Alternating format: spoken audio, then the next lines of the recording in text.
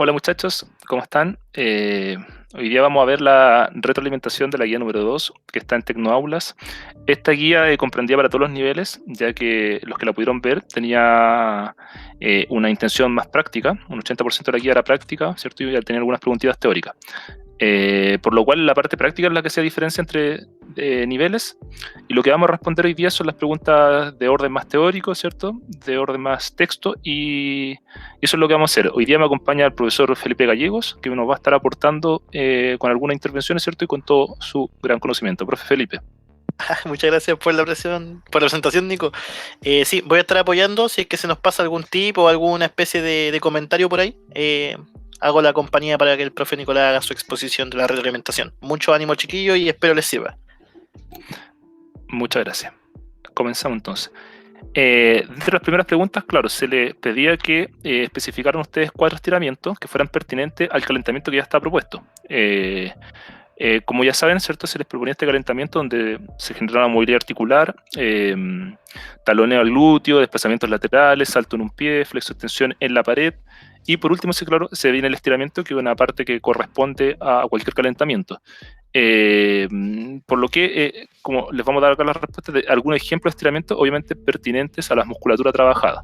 Como pueden ver, en la primera línea tenemos para todo lo que es la zona posterior, el tren inferior, perdón, donde está el músculo cuádriceps, la zona posterior que compromete los músculos isquiotibiales, el músculo gastrocnemio, los aductores, que en este caso se trabajan ahí de forma paralela, y glúteos, ¿cierto?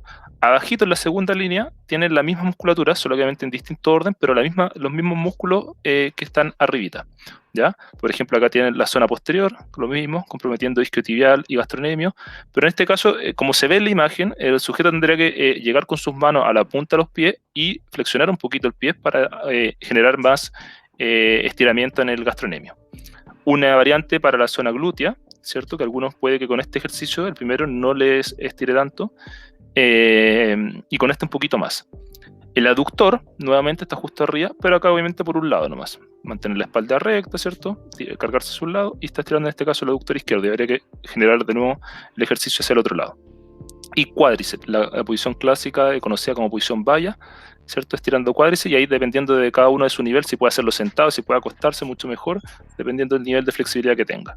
Y abajito son algunos ejemplos para lo que es la zona pectoral, ¿cierto? Y un poquito de espalda, que se trabajaba un poco el flexo de extensión de brazos, ¿cierto? En la pared. Detalles que comentar en la flexibilidad son de, por ejemplo, los tiempos de ejecución, que eso van más o menos de 10 a 15 segundos. Ojalá no exceder de eso y tampoco hacerlo menor a eso, porque si no, no tiene sentido el objetivo de la flexibilidad. Y por otra parte, ¿cuándo sé que lo estoy haciendo bien? Profe, no me tira. Profe, sí, me tira, pero me duele. Eso.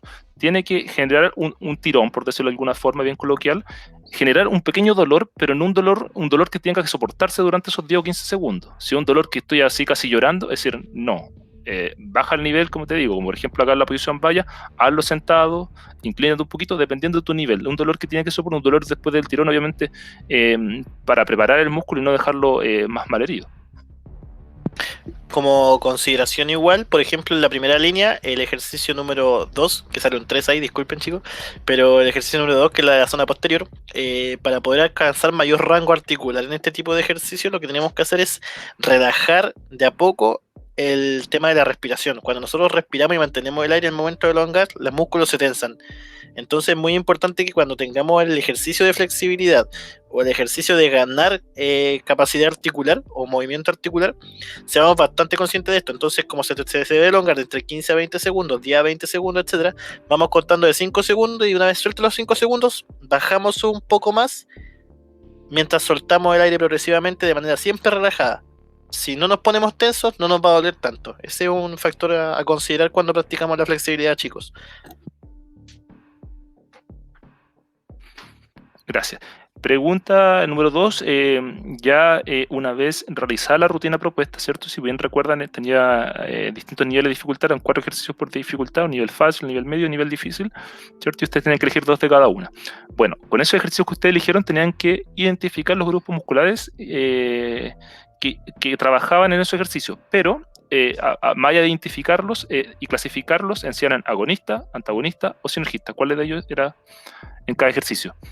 Pero, entendiendo un poco qué es un músculo agonista, qué es un músculo antagonista y qué es un músculo sinergista, porque puede ser que muchos de ustedes todavía no conozcan ese concepto, y lo explicamos ahora. El músculo agonista, como está escrito ahí en la definición, es un músculo que se contrae para realizar un movimiento específico, ¿vale? El músculo antagonista sería el músculo que se extiende y realiza la acción contraria para así permitir este mismo movimiento. Y los sinergistas pueden ser uno o varios músculos que apoyen la acción de los grupos anteriores, es decir, pueden estar apoyando en algún momento al antagonista o pueden apoyar al agonista, obviamente en menor medida, ¿ya? El agonista es un músculo solamente el principal que está ahí trabajando.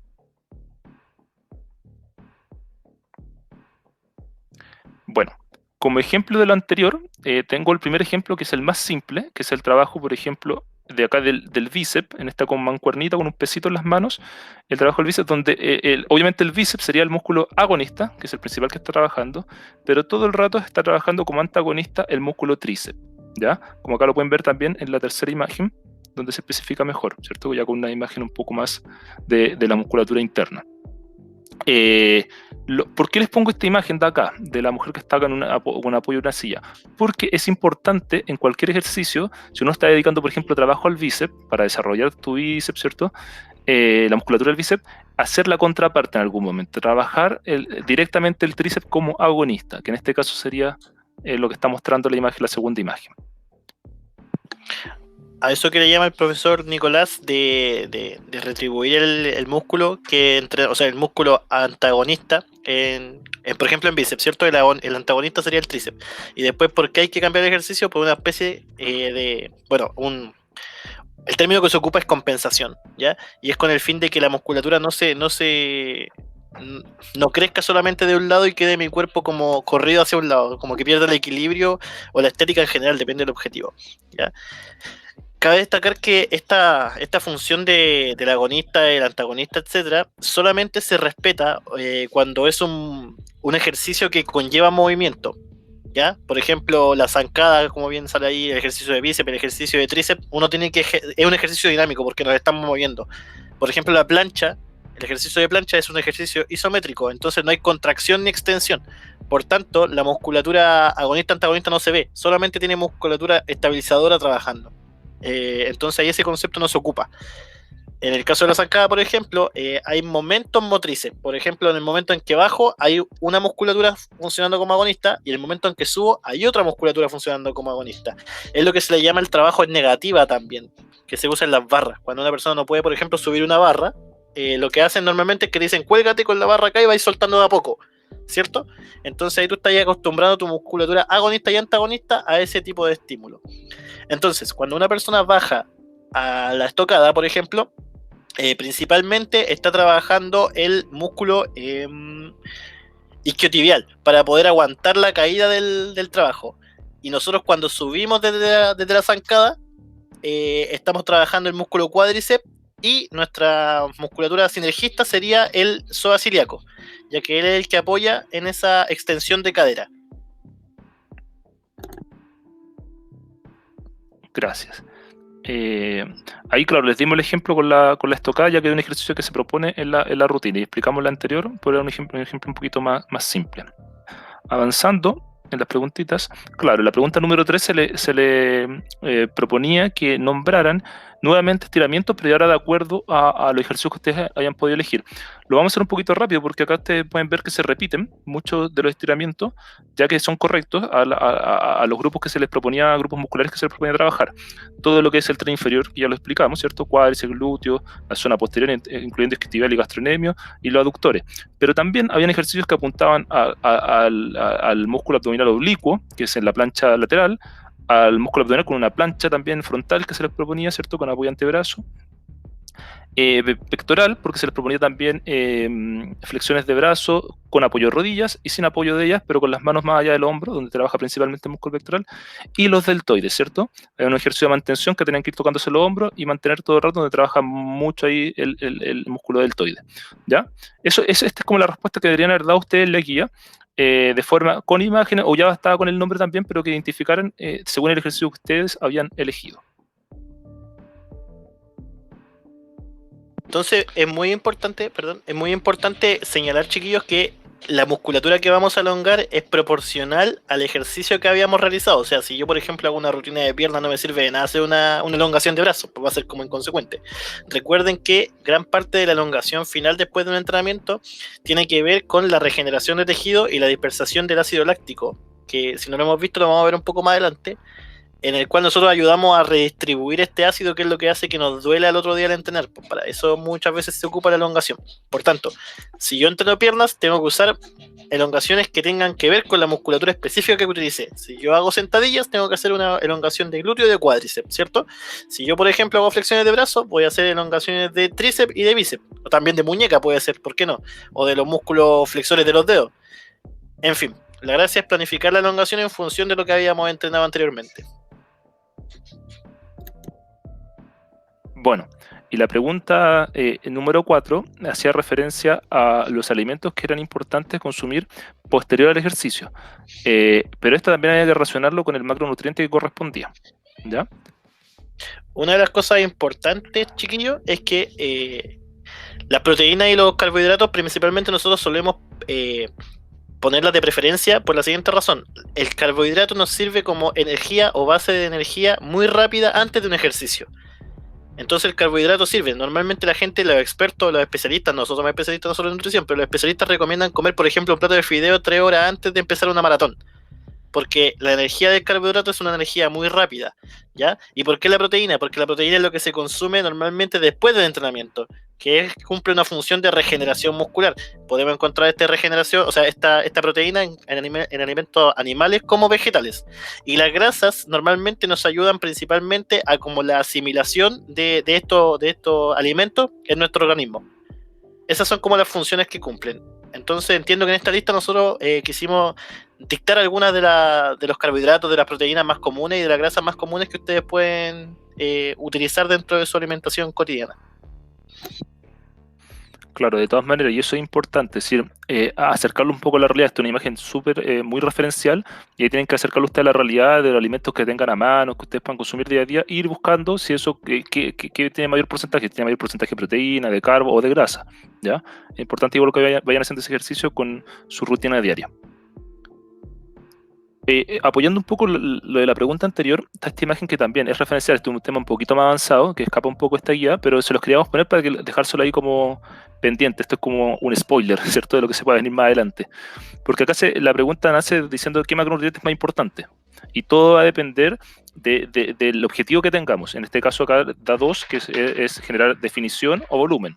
Es decir, cuando queremos generar definición, queremos generar un déficit calórico, es decir, bajar el porcentaje de grasa. Y en ese caso es más importante consumir proteínas en mayor cantidad y regular un poco lo que son los carbos y la grasa, ¿ya? En cambio, si estamos en una etapa de volumen, que sería, se le llama un superávit calórico en nutrición, eso quiere decir que estamos queriendo aumentar masa muscular, es más necesario consumir lo que son los carbohidratos, reducir un poco las proteínas y obviamente las grasas, que se dan cuenta en ambos gráficos, las grasas son el que menor porcentaje tiene, entendiendo que también hay grasas buenas y grasas malas, comillas, diciéndole súper simple, ¿ya? Y eso, como les digo, lo vamos a ir viendo más adelante.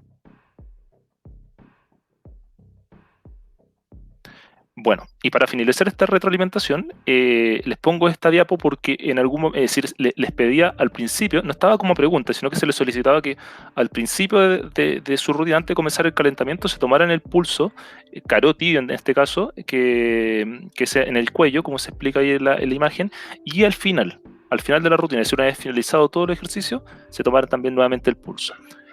Vamos a explicar un poquito, así muy breve, lo que es la frecuencia cardíaca, por qué les pedíamos también esto, ¿cierto? Y cómo lo pueden utilizar. Bueno, la frecuencia cardíaca normal, es decir, en reposo, debería estar entre 60 a 100 latidos por minuto. Si uno la tiene más cercana a 60, quiere decir que el corazón está trabajando de manera más eficiente, ¿ya? Así también, si está más allá de 100, es decir, que hay cosas que mejorar todavía ahí. Si sobrepasa estos niveles, se le llama lo que es la taquicardia, y es ahí recomendable totalmente que visiten doctor y que empecemos a realizar un poquito más de actividad física guiada, ¿ya? Es muy raro que se dé una braquicardia, que es lo que está bajo los niveles de 60, pero si se da, también es importante que visiten doctor porque no es normal. No es normal. Por eso están esos valores que están ahí, teóricos, pero son reales. ¿Qué factores nos pueden incidir en en este pulso, en esta frecuencia cardíaca. Por ejemplo, como le estamos comentando, el nivel de actividad física, es decir, si soy más sedentario, si realizo actividad en casa, etcétera, etcétera, si estoy, cuántas veces lo hago a la semana. Mi peso y estatura, ¿sí? Tienen mucha relación con lo que puede, una persona que mide lo mismo, pero no pesar lo mismo, van a generar distintos pulsos. El género, ya si es femenino o masculino, en el sentido de que se entiende que las mujeres tienen un corazón un poco más pequeño, pero estas diferencias son mínimas en el pulso, son mínimas, porque también va a depender de, por ejemplo, el nivel de actividad física puede ser mucho más determinante. La posición del cuerpo, si me tomo el pulso, este mismo pulso carotídeo, aunque esté en reposo, pero me lo tomo acostado, sentado o parado, puede también tener algunas variaciones.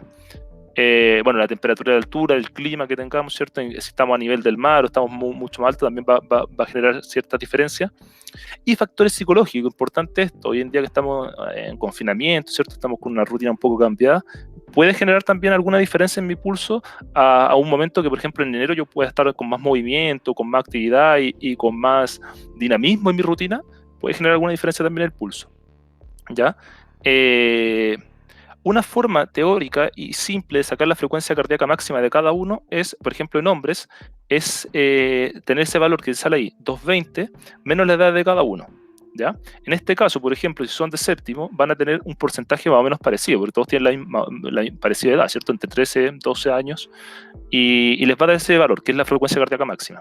Ahora, yo les pediría que tomaran el valor inicial para ver acá, si está su frecuencia normal, cardíaca normal corresponde a los valores que le mostramos, y después para ver a cuánto porcentaje de su frecuencia cardíaca máxima están trabajando.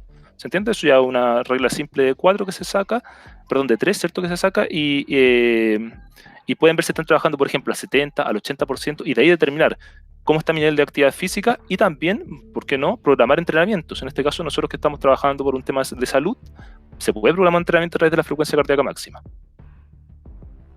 Comentar también, chicos, que la situación de bradicardia se ocupa normalmente de gente que entrena competencias de fondo, por ejemplo, maratones, corridas, etcétera, que se dedica a esto. Es normal ver bradicárdico. Eso es como un dato curioso, por decirlo así, debido a que está su corazón acostumbrado a trabajar como corresponde, a bombear sangre de manera eficiente, ¿ya? Lo importante es que ustedes manejen su frecuencia cardíaca normal. Pueden hacerla en reposo, cuando recién despiertan, tomar su frecuencia cardíaca para ver cómo funciona el corazoncito mientras duerme, que es como el punto de vista más basal de todos, el más basal, perdón. Y en su día a día, cuando está caminando, cosas así, sin hacer actividad física, no me refiero a salir a correr, porque ahí ya tiene que empezar a ver a qué intensidad está trabajando, tal como decía el profe Nico. Pero de repente, por ejemplo, está viendo tele, no sé, sentado, o tiene que ayudar a la mamá a hacer aseo, cosas así, sin agitarse mucho, puede tomar su frecuencia cardíaca y ver cómo está funcionando su corazón en cualquier momento. Es un muy, muy, muy buen trabajo de monitoreo, chiquillo, y les sirve bastante para ver cómo están en condición física. Bueno, chicos, con eso finalizamos la retroalimentación de la guía número 2. Como les decía, esta está para todos los niveles, de séptimo a cuarto medio. Y nada, dejarlo invitado a que nos consulten, a tanto al profe Felipe como a mí, sean, ¿no?, del curso, pregúntenos nomás, estamos para resolver dudas, ya sea relacionadas a estos temas, obviamente la misma guía que la vamos a estar viendo también en las videoconferencias, pero no tengan temor, así tienen la plataforma Tecnoaula, vamos a tener las videoconferencias, tienen nuestros mail, consulten nomás. Estamos abiertos para eso, ¿ya? Así que un gran saludo. Espero que sigamos pasando este tema del confinamiento de la mejor forma. Estamos para acompañarlo aquí y apoyarlos en lo que quieran. Profe Felipe. Chicos, si bien está este insumo dentro del año 2020, recordar también que hacemos actividad física los martes, un aviso publicitario. A las 6 de la tarde tenemos Instagram, también pueden comunicarnos por ahí, educación-física-in, pueden hacernos nuestras preguntas por ahí, siempre hay alguien que está dispuesto a atender. La plataforma, Tecnoaulas, los correos institucionales, ustedes saben que cuentan con nuestro apoyo. Recordar contestar las guías para poder hacer una evaluación formativa más adelante si es que se nos solicita. Para eso es esta retroalimentación, chicos. Cuídense mucho.